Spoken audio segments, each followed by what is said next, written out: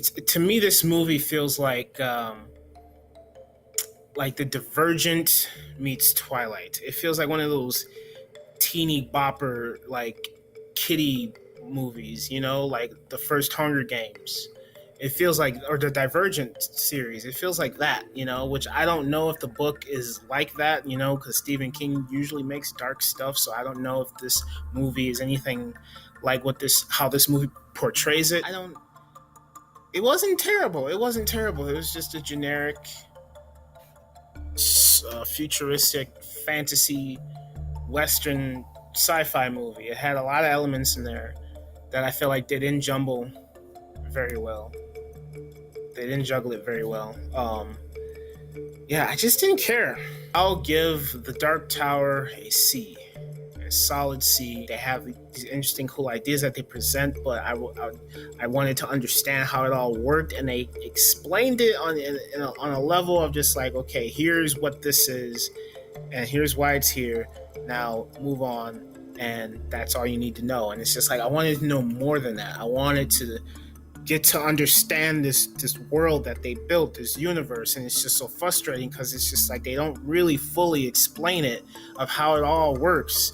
And you got all this stuff and it doesn't make any sense, and then you got these characters in here just doing the generic thing, and I'm just like, okay, good versus evil, and it's just plain and boring, and I'm just like, I don't care. I mean, Matthew McConaughey looks cool, Idris Elba is a good actor, the kid does a good job, so what's my problem? I'm just bored and I don't care, and that's my only problem. If you're a fan of the books, you might like this. I don't know. I would assume the book is darker.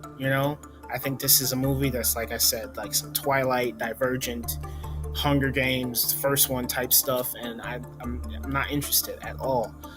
I didn't care. I felt like a kiddie movie, and it wasn't entertaining or fun. Like, the one other positive thing I can say is that the sound mixing was great. Like, when you hear the gunshots go off, the sounds were very, very loud. But the special effects, they look pretty bad. The special effects in this movie look pretty bad. Like, this felt like a TV movie. But other than that, I mean, it was decent. It was a decent movie. I wouldn't watch it again. It's like, no, I don't. Whatever.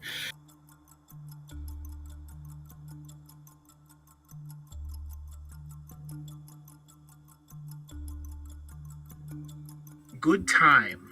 My gripe with this movie is that there are a lot of far-fetched situations that happen in it. Like, okay, Robert Pattinson. The movie, it's about Robert Pattinson, who's like this dude, and he has this mentally challenged brother who he just uses and abuses all the time. Not like physically, but mentally. It's like the whole dynamic with these two is that, yeah, you have the mentally challenged brother who loves the older brother, or Robert Pattinson, and Robert Pattinson is using his mentally challenged brother to do things with him, and it's like a lot of negative things like bank robbery, all that stuff. And so I'm looking at this movie saying there's really nothing happening here. I mean, at first the setup, it has my attention, right? It has my attention at first, and then it slowly starts to deteriorate as it moves along, because then it's just situation after situation after situation, to the point of I'm just saying to myself, okay, this is going nowhere. This is really getting silly here. The situations that these characters are getting in are kind of far-fetched. Good time. I didn't think it was amazing. I didn't think it was good. It's an okay movie. Visually, it's impressive. Robert Pattinson's performance is great. The guy who plays the mentally challenged brother in there is great. It has all the right ingredients, but the execution of it is just like, it starts off good and then it just ends poorly. It's just like you think it's going to build and build and build, but it just slowly starts to deteriorate as the movie progresses with the situations that the characters get into, because they're extremely far-fetched to me. And so I didn't think that movie was all that good. It's okay. I give Good Time, starring Robert Pattinson, a solid B.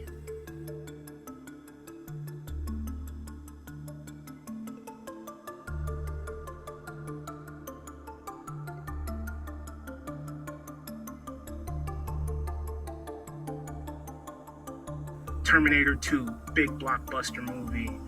So now we got this re-release, Terminator 2 Judgment Day in 3D. And you got this interview by James Cameron who's saying that, yeah, we did this and that to it, and it's going to be great. And I was really excited. I love Terminator 2. I know some people that love Terminator 2. And I've always been torn apart with Terminator 2 because I'm like, I love the theatrical version, but I hate the director's cut. But it's pretty much the same movie with just added scenes. But it really slows the movie down. But we got Terminator 2 3D. All right, so I went to go see it. First time in the theater. Very excited. Fresh new take on the movie, fresh new take because it's in the theater, never in 3D. And first and foremost, the 3D sucks, man. 3D is horrible. Like, do not waste your money on 3D films because they are garbage. They are absolute garbage. I don't care. So we got 3D in this movie, garbage. Don't need it. Doesn't do anything to the movie. But the movie by itself, honestly, I think Terminator 2 is okay. It's not amazing. The action in this movie is fantastic. The action in this movie is great. Everyone loves the action. I love the action, but it does get kind of repetitive. And I don't know. I mean, maybe I'm just being too harsh on it, but I didn't like it all that much. And then Arnold Schwarzenegger, the Terminator, fighting T-1000 Robert Patrick. It was cool, but it just went on and on, man. Like the first time they meet at the mall, I thought it was kind of ridiculous the way it was set up because it's like, okay, you got the officer asking random kids, hey, John Connor, and he just happens to run into some children that lead him to the mall. He goes in the mall. And this is probably just nitpicking, man, but this bothered me, though. Because then I guess because I've seen the movie so much, I just started to pick out, you see a movie too many times, and you're just like, okay, I'm tired of seeing this movie. What else can I look at in this movie to keep me entertained? So maybe I'm just nitpicking. I don't know. I have to watch it again, I guess. But, and then the Arnold Schwarzenegger's Terminator, he's driving on his motorcycle. And the scene when he's introduced is funny, man. And it's like, it's strange, though, too, because then it's like, okay, he was evil in the first movie. He's this good guy in the second movie. And I guess they were trying to play on the thing of like, is he good? Is he bad? We don't know yet until he goes to the scene where he meets John Connor. He's like, get down. He meets T-1000 for the first time.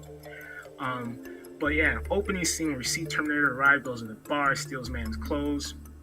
When he's hopping on the motorcycle and he puts on the sunglasses, that is ridiculous. I don't get it. Like, because then the music kicks in, and I'm like, is the music playing at that location in the movie, or is the movie playing that music to make it seem like, oh, yeah, Arnold?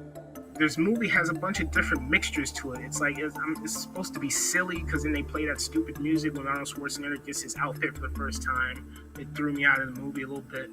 And then you have him learning no problemo and all this stuff, and hasta la vista, and he kills T-1000. He says hasta la vista. It's cool and it's memorable and it's iconic, but I don't know. I don't know. He's cool. I'm just nitpicking, I guess. I don't know, but watching it on the big screen, thinking about it, I would have to give Terminator 2 Judgment Day a B, a solid B. I didn't like the movie all that much. Maybe it's because I've seen it too many times and I just started nitpicking things that I haven't noticed before. But there were a lot of things that bothered me in the movie, like the exposition continuing all the way into at least the beginning of the third act is where it stopped. The T-1000 Terminator stuff chasing each other was repetitive. The first time I was like, cool, and then the second time I was like, okay, just give this stuff a break. It's the same thing. The hasta la vista baby, all that stuff threw me off a little bit. The exposition stuff when like Linda Hamilton, her doctor would say, oh yeah, well, now you don't think Terminators exist, and so she said, well, don't you think the company that found the robotic arm, they wouldn't cover it up? Why would they do that? And then it jumps into the Cyberdyne scene in like one quick scene, and I wanted them to dig more into Cyberdyne, like what they were doing, kind of like what Terminator 3 Rise of the Machines did, but better. Like showing them how they're creating this technology, all of this tech stuff, and what are they doing exactly? Like, I know they're not building weapons, like when you see in the future the Terminator with all these HKs and 100 killers, all that stuff. I know they weren't creating that shit. They were doing something else, and then Arnold Schwarzenegger explained it. The computer came to life, but I wanted to learn the dynamics of it, and I feel like the movie didn't give that to me. It was just a bunch of action and exposition, and it went on and on and on, and I didn't really like it all that much. So That's just how I feel. Maybe I'm just nitpicking. Maybe I'm delusional. I don't know. But I didn't really like Terminator 2 that much. I give it a B.